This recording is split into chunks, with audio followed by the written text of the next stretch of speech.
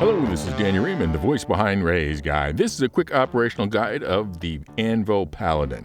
And no, the title is not just clickbait. The Paladin has one, actually two, of the dumbest design features of almost any ship in the verse. But a single or even a pair of really bad design decisions does not mean that it is a bad ship. In fact, my assessment is that this is the best two-person assault ship in the game. Yes, I know there's a four-person ship, and I would regard it as the best four-person fleet escort ship in the verse. What's the difference between an assault ship and a fleet escort ship? Well, an assault ship is directing an attack against a particular objective, while an escort ship must be able to quickly address inbound threats from whichever direction they are coming from. And for assault purposes, giving those side guns to the pilot to direct towards the objective and free up your two other crew for other ships is beneficial. Either way, if you are the third or fourth crewman on a Paladin, you have a hyphenated role of gunner engineer, since you don't want to ever leave that massive top turret unoccupied ever. Which brings us to the top turret and one of the most consequential design decisions they made on the Paladin, and that is to put it on rails. Now, my prior experience of railed turrets is that they are cool, but pretty much they are little used. If you need to switch from dorsal to ventral coverage, it's much more practical to just do a half roll. The problem is that having the turret on rails prevented the much more typical rear ramp that would have made a much more direct central flow for people and equipment. But as dubious decisions go, it is at best second runner-up. So let's get around to the port where the actual entrance is and the fairly long double step-up airlock. And while it represents an easy pathway up the stairs, there are a lot of corners to get caught on if you're trying to tractor a crate up there. Then you have this spacious area with 4 suit lockers and 4 gun racks, and the one thing you can tell is that they are being generous with the space to move about. They have the space to work with. The room is symmetrical on the front and back centerline of the ship, but they did not provide a starboard ramp to match the port side ramp, even though they could have. The exit from this room is towards the bow, which immediately leads you to an easy staircase to the upper level and walkways around both sides towards the front as you go, with some engineering component spaces. Then continuing towards the front, there's another aisle with, weirdly enough, a ladder up. So there is a ladder between decks only a few feet from the set of stairs, and this is the runner-up of the dumbest idea on the Paladin. Who would ever use the ladder instead of the much faster stairs? I know everyone gripes how there needs to be a ladder available in case an elevator is broken, but a ladder in case the stairs are broken?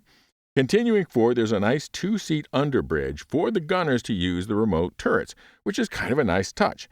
Usually, remote turrets are placed in windowless locations that are hard to know what is going on. Here, the gunners can get a good view of the ship and space while they wait until being called upon. Continuing upstairs are more component spaces and a generous crew mess area with side rooms, each containing berths and toilets and personal storage access for 2 of the crew members. And then continuing forward to the main cockpit, the pilot, and the remote gunner of the top turret. And nothing to complain about here. So what is the dumbest design decision that I've been teasing from the start? Well, that has to do with their boasting about how they have added 4 SU of storage space to the ship. One of the improvements from the original concept is we've added a small dedicated cargo bay area, allowing you to store actual SCU crates. And the first time I walked around it, I kept thinking, well, where is it? And then I realized that at the starboard side of the hallway going around the ship, they've added a cargo grid to the floor. So straight up to use the cargo grid, you sacrifice a potential hallway, but just think of the hassle, the process of getting a crate up to here.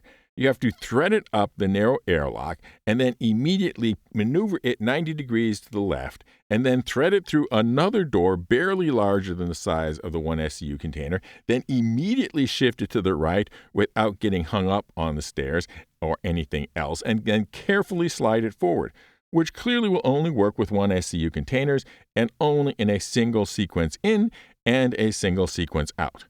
Now you might say, is that really the dumbest feature of any ship? They might have had no other choice. And this, I agree, that the most important indicator of a genuinely bad choice is that there must have been better choices available. So let's talk about that. And to understand that, we need to have the secret word of this video, void space. It's a term in naval architecture from the space between the outside hull of the ship and the usable spaces inside the hull of the ship. So let's return to the entrance. See that the outer hull stays flush with the outer door, and the inner door is deeply inset, and that the other spaces in the ship are all centered on the main axis of the ship. That means there are huge void spaces to the left and the right of the entrance airlock. This means you could have easily added a couple of niches on each side of the airlock corridor, large enough for a couple SCU each, and note how much more convenient this would have been for both loading and unloading. But there's even more. We know the outer hull of the Paladin is completely symmetrical. You can easily see this by looking at it straight on from the front or the back. We also know that, apart from the side entrance ramp, that the interior is symmetrical. You can confirm that by going up the ramp and tracing the line from the center of each room right up to the cockpit. That means that the opposite side there is a void space that is as big as the void space to the left and the right of the airlock, plus the entire volume of the airlock. All you would need is a way to have these panels, which are just decorative, to hinge up and then reveal either a standard cargo lift or a top-hung cargo lift like the ones on the Prowler utility. It could certainly have held more than 4 SCU, and if they wanted to limit it to 4 SCU, they could create one that actually could handle a 4 SCU box in one action. So, to be clear, I still love the Paladin as a ship, and in fact, adding 4 SCU of cargo space was a good idea considering the type of missions and the importance of loot in the current game. And frankly, as a medium combat ship, its crew amenities are unmatched. The medium combat ship are not many in number, and the others, like the Redeemer, Freelancer, Mist, Prowler, and Vanguards, all have minimal crew amenities crammed into hallways, rather than semi-private bunk rooms and a common mess room. Frankly, they started with a large outer envelope taken from the sister ships Asgard and Valkyrie, and not only used it generously, but had plenty of volume left over as void space.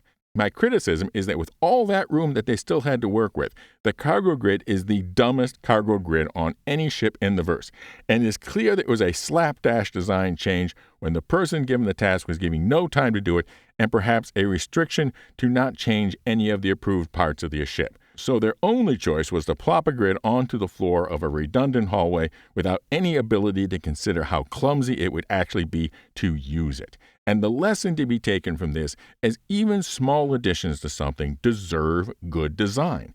And good design requires time and the freedom to consider all alternatives.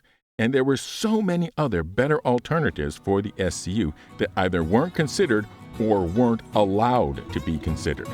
Now for an update on our giveaways, we have the IAE Week giveaway for the Starlancer Mac, and this video will also qualify for the soon-to-be-announced ILW Week giveaway for next year. 1 entry per video for those. Be a member for automatic entry, or just subscribe and comment with the secret word. And the secret word for this video, I already gave about halfway through.